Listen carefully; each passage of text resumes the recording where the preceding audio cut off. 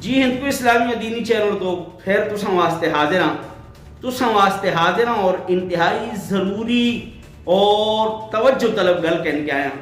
बहुत सारे असां दे भरा पाकिस्तान विचों सऊदी अरब आंदे अगर तुसी आंदे हो साए के खास यानी कारा दे ड्राइवर दी वीजे ता आमिल मंजली यानी कारा दे लेबर दी वीजे ता फिर ते एग्रीमेंट की जरूरत नहीं।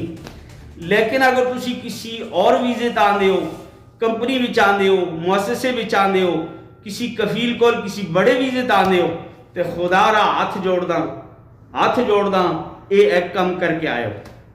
केड़ा कम? एग्रीमेंट कंपनी नाल जरूर करियो और उस एग्रीमेंट को अच्छी तरह पढ़ियो, उसका उर्दू तर्जुमा कराल के उस एग्रीमेंट को बार बार पढ़ो और ये भी देखो कि उसका कफील दे बाकायदा साइन सिग्नेचर असली है यानी। और ये जड़ा एग्रीमेंट बने हैं ये जड़ा खास कागज सऊदी हुकूमत एग्रीमेंट वास्ते बनाया है उस उत्ते एग्रीमेंट होएदा या वैसे ही एग्रीमेंट होएदा।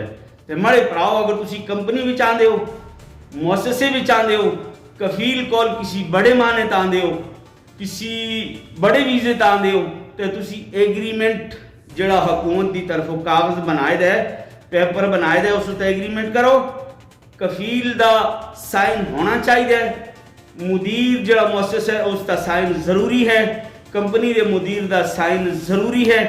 इस वजह तो अगर तुसी असली और ओरिजिनल और जेन्युइन कागज का एग्रीमेंट करके ना आंदे इतना तुसां कोल के सबूत हो सी कि जी मैं फलां बंदे दा कोल आया, फलां बंदे को वीज़ा कह दे, इतनी तनख्वाह है, इतनी बड़ी सैलरी है, इतने दिनों तो बाद में कुछ छुट्टी मिल सी।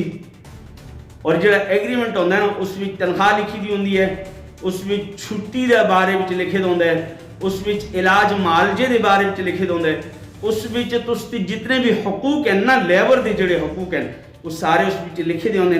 लिहाजा खुदारा जदों भी तुसी कार दे ड्राइवर या कार दे लेबर के अलावा किसी बड़े वीजे उताओ तो तुसी एग्रीमेंट ओरिजिनल करके आए हो, पैसे देंदे हो, बीक ना मंगदे, पैसे दे के आंदे हो, खैरात ना मंगदे, अपना हक उथा ही लिख के लिखत पढ़त करके ओरिजिनल एग्रीमेंट करके आए हो।